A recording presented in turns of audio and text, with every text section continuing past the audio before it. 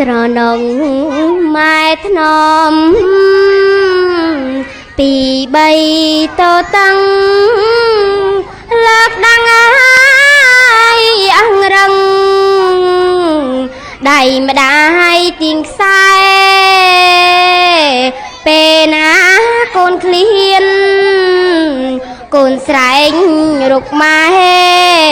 ម្ដាយស្ទុំធ្នមបំពេកូនលើបញ្ចុកដាំងអាសូមម៉ែទ្រាំដេកលើភ្លើងក្តៅមុខម៉ែ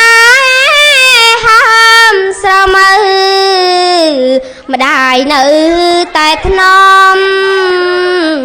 យើងហើយនឹងឈាមក៏ទៅ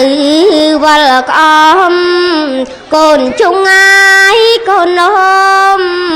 ម្ដាយលៀងគុំស្ងួតដៃដល់ពេលនាងធំពេញវ័យសិក្សាម៉ែអើយចូលសាលាហើយណាកូនថ្លៃម្ដាយទិញ